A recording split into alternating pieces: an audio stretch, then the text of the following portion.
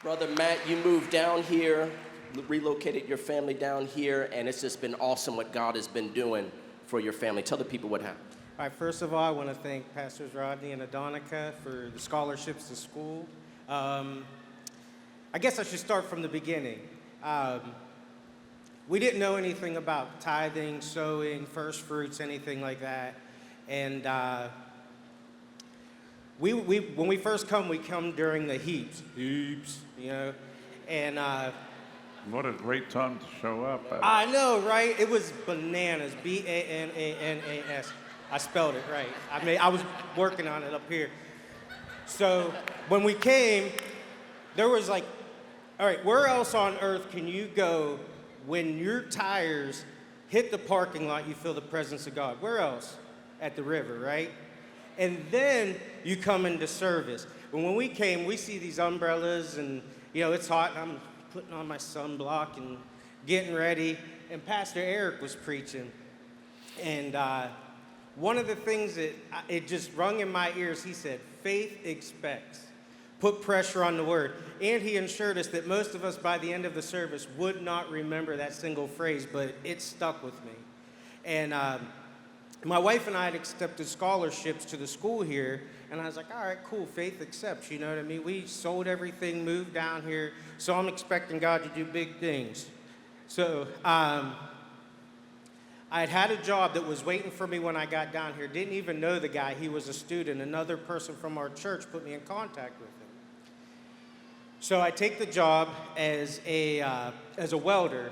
I've always been good with my hands. God blessed me with that, welding, fabrication, so on and so forth. So I'm like, all right, faith expects, faith expects. And then school starts. And we start learning all these things that about, if you're coming down here to learn to get ahead knowledge, you're in it for the wrong thing. It's going to be a change of heart and a heavenly knowledge. It's things that you can apply to your everyday life and share it. And it's about, what is it about? Souls, souls, souls. So, man, I'm just overwhelmed with how, like, what God has done in my life. So we get into class, and there's this guy up there. His name is Pastor Allen, and he starts teaching class, right? And he's like, people might think I'm arrogant. I don't give a rip. He said, I am a child of the Most High Lord. He said, and when you walk into a place, you know that you're royalty, and that's not arrogance. It's knowing that your Father has got you. So I was like, all right, cool. So I'm at work, and I'm speaking with one of the gentlemen there, and he's like, oh, so how, yeah, well, oh, wait, let me rewind a little bit. So for my interview at the job, they said, oh, what are you looking to bring to our company? I said, well, absolutely nothing. I just need a job while I'm in Bible school to support my family. So they were like, cool, you're hired. I was like, sweet. So I'm talking with one of the other gentlemen. I was like, you know what? I said, probably before the year's out, I'll be a team lead. I said, and they'll push me through to be a supervisor.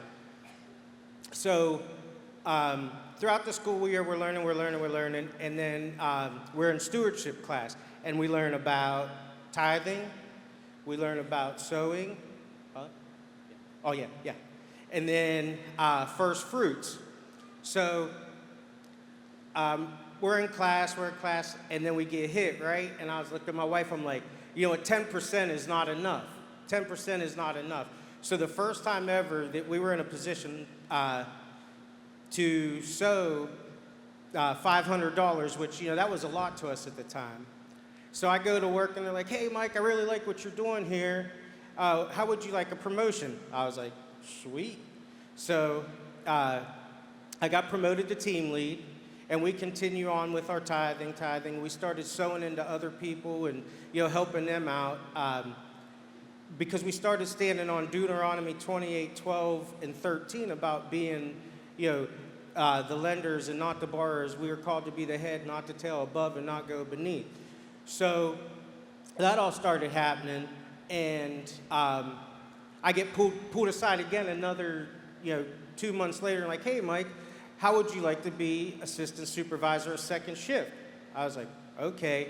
Well, One of the folks there wasn't too happy with this because they knew what my reply was, that this is not my career. I'm not looking to lay down roots, that this is just something to support my family. They were like, you know, they tried to block my promotion. And the general manager was like, no, well, we got him here. We're going to use him. So he pulls me in. He's like, you know why we're promoting you? He said, we put you over one department, and within a month's time, you've tripled the output. I said, it wasn't me.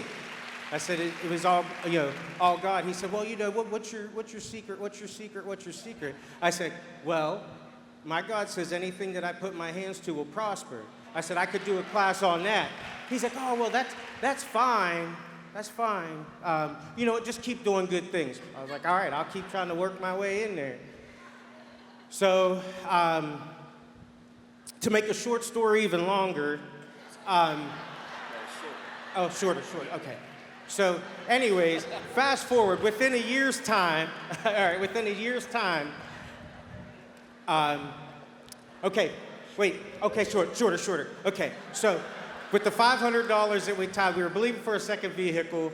Our church back home didn't know we were believing for a second vehicle, and pastor calls, and she said, hey, when you check your mail, give me a call. So in there was a long letter saying, you know, your faith has inspired us. They became a P3. They're learning how to soul win. And enclosed inside, there was a $5,000 check that said car on it, right? So then fast forwarding a little bit more, within a year's time, I've had 5 promotions. They work around my school schedule. I'll be back in January. They put me on a split shift, and I went from 40K to 70K within a year's time. Come on, give God some praise.